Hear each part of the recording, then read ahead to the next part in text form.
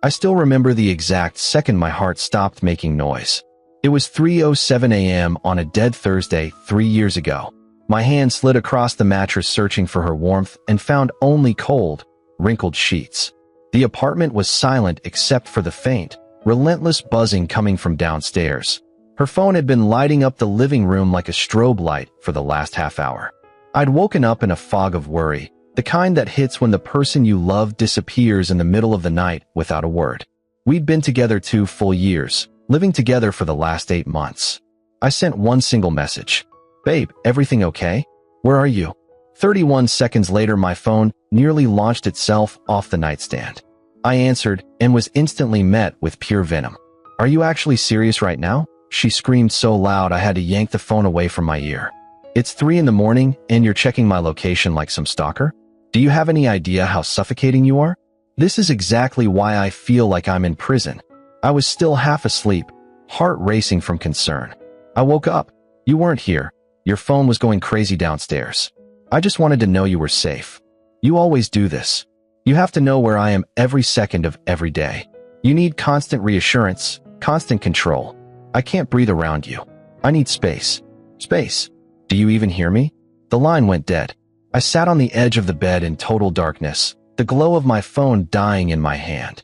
2 years of memories flashed behind my eyes. I paid 70% of rent, 90% of utilities, 95% of groceries, because she'd been between opportunities for over a year. The lease was in my name alone. Her credit was non-existent. The couch, the TV, the kitchen table, the bed we were supposed to share, everything but her clothes and makeup was mine from before we ever moved in together. And I was the suffocating one for asking one worried question at 3 a.m. Something inside me didn't break. It simply turned off. "Okay," I whispered to the empty bedroom. She stumbled through the door at 6:23 a.m., shoes dangling from her fingers, hair a mess, smelling like an ashtray soaked in cheap vodka and someone else's cologne. She crawled into bed like it was any other night, curled up, and was snoring in under 2 minutes. Her phone kept vibrating against the dresser until she finally slapped it silent and passed out cold. I lay perfectly still, eyes wide open, until her breathing turned deep and even. Then I started moving. 7:59 a.m., I called my manager. "Family emergency. Cashing in every vacation day I have left, effective immediately. I'll be offline for a bit." He told me to take whatever time I needed and to call if there was anything he could do. 8:12 a.m., I texted the one friend who owed me his life in 6 different ways. "Need your truck and every muscle you've got today. Paying for gas, food, beer, whatever you want. Be here by 9:30. No questions asked." He pulled up at 9:26 with 2 giant coffees and 0 hesitation. She was still dead to the world, mouth open, mascara smeared across the pillowcase I was about to abandon forever. We worked like a silent heist crew. Couch, coffee table, 65-inch TV and stand, bookshelves, every plate, bowl, mug, fork, knife, and my beloved cast-iron skillet collection. My gaming PC, my clothes, my shoes, my tools, the framed movie posters off the walls, the area rugs, even the shower curtain and the fancy towels I'd bought, because she said the old ones were embarrassing. Everything that was mine went straight into the bed of that pickup. My buddy shot me worried side eyes, but never once asked what the hell was happening. I left her wardrobe hanging in the closet, her mountain of Sephora bags exploding across the bathroom counter, the $450 hair straightener I'd surprised her with last Christmas because she cried that she needed it, the decorative pillows she insisted on, and the bed she was currently drooling on. Not my problem anymore.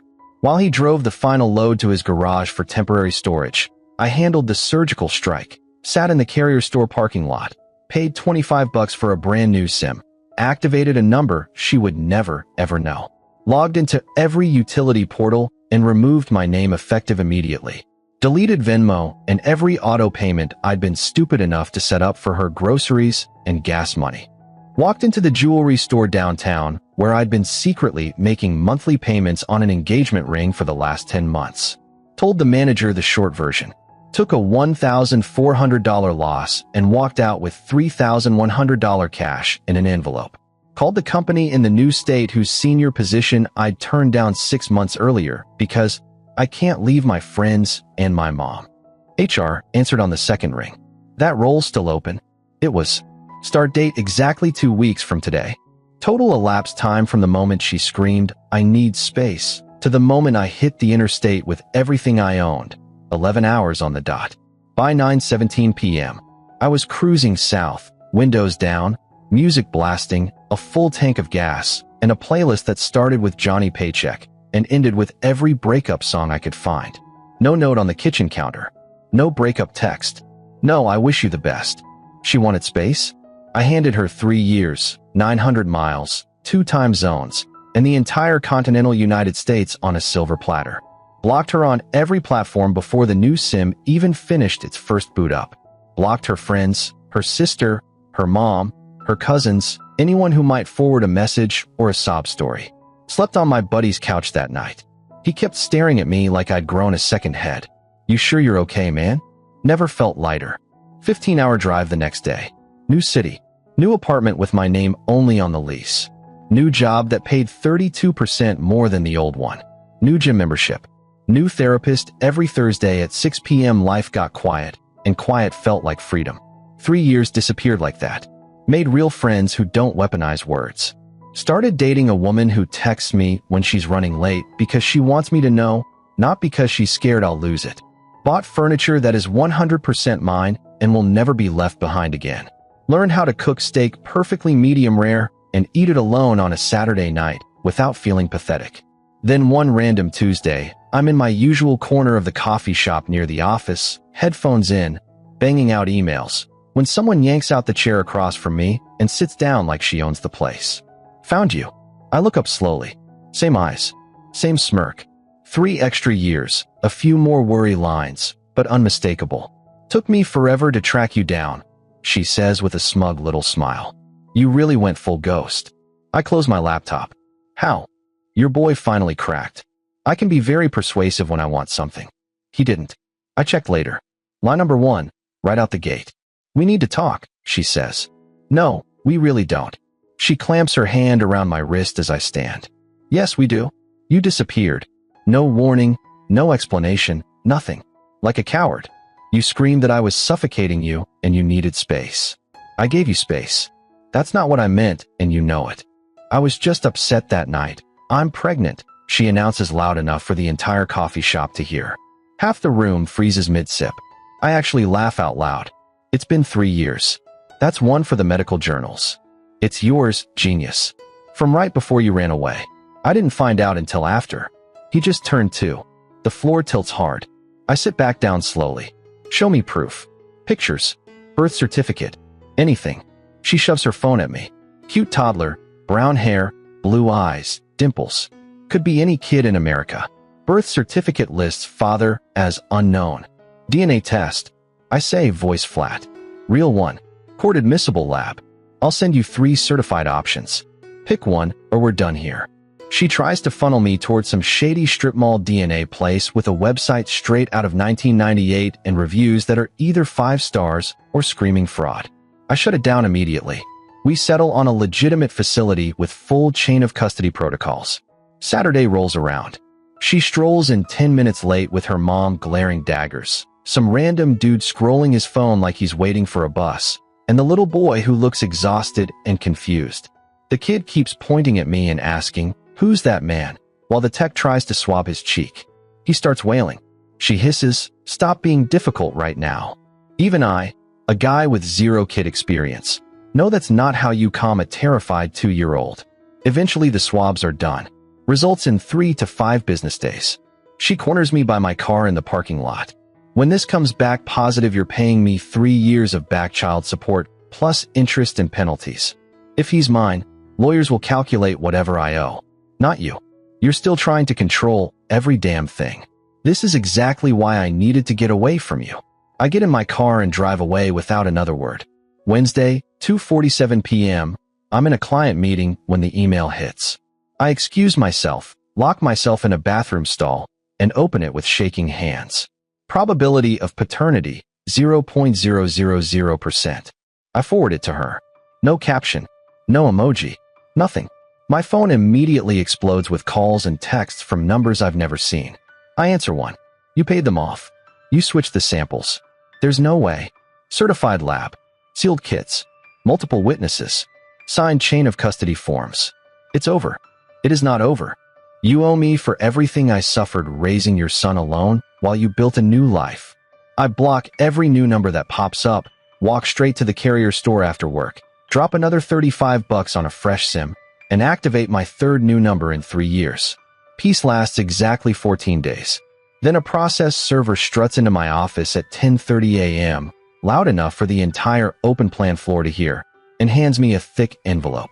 She's suing me for $45,000. Emotional distress, lost wages, medical bills from stress-induced illnesses, all because I abandoned her at her most vulnerable moment.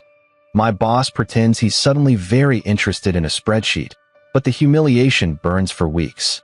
I hire a real attorney this time, one who eats Crazy Ex lawsuits for breakfast. She reads the complaint and actually cackles. This is the flimsiest thing I've seen all year. We're going to have fun. Discovery is pure gold. She has to produce medical records proving her trauma. We pull her completely public social media. She never locked a single thing. 2 weeks after I left, she's popping bottles at clubs, rooftop bars, music festivals, caption after caption screaming, finally free. Living my best life, single and loving every second. Court day arrives. She shows up in a modest cardigan and skirt, eyes red like she's been crying for months. Her mom shoots death stares from the gallery. Her lawyer spins a tear-soaked story about the possessive, controlling boyfriend who vanished without a trace and left a pregnant woman destitute. The judge raises an eyebrow and starts asking questions. Did your client ever file a missing person report? Contact his employer? His family? Attempt to locate him through any legal channel in the last 3 years? Well, no, Your Honor, but he blocked her on social media. Blocking someone on Instagram does not create a legal duty to remain in a relationship, counsel. Continue. Our turn. My attorney lays out the entire timeline in 12 calm, devastating minutes. The 3 a.m. fight. The immediate and completely legal removal of my property from my own apartment. The job relocation. The ambush paternity claim 3 years later. The attempted shady DNA lab. The certified results proving zero relation. The harassment that followed. Judge doesn't even finish his coffee. People are allowed to end relationships, even abruptly. There was no marriage, no common law status in this state, no shared legal dependence at the time of separation. The plaintiff had no legal right to continued financial support or notice of relocation. This case is dismissed with prejudice. Then he turns to our counterclaim for frivolous lawsuit and attempted paternity fraud. Awards me full attorney fees, $2,500. Payable by her within 90 days. She gasps like someone punched her. I don't have that kind of money. Then perhaps consult an attorney before filing meritless lawsuits in the future. Outside the courthouse, her mom starts screaming that I ruined her daughter's life, that she had to move back home, that she's drowning in debt, all because I couldn't handle a real woman. I look her dead in the eye and say, your daughter screamed at me for caring where she was at 3 a.m., lied about my son, tried to scam me with a fake DNA test, and sued me when that failed. She ruined her own life. I just refuse to let her ruin mine. My attorney grabs my arm and pulls me away before I say anything else that could be used later. She never paid the $2,500. Filed bankruptcy 6 months later. Last I heard through a mutual acquaintance who didn't know the full story, she's back in our old town, engaged to some new guy, still telling anyone who will listen that I abandoned her when she needed me most. I've been with my girlfriend almost 2 years now. When she's out late with friends, she texts me because she wants me to know she's safe, not because she's afraid I'll flip out. When I ask what time she'll be home, she answers with a kiss emoji instead of accusations. Turns out that's not too much to ask from a partner. I still have the court file, the certified DNA report, every screenshot, every text, saved in a password-protected folder labeled just in case. Hope I never have to open it again. She wanted space. I gave her 3 years, 900 miles, 2 new phone numbers, an entire new life, and an ocean of silence. Some wishes really do come true. Be careful what you ask for. You might just get it all.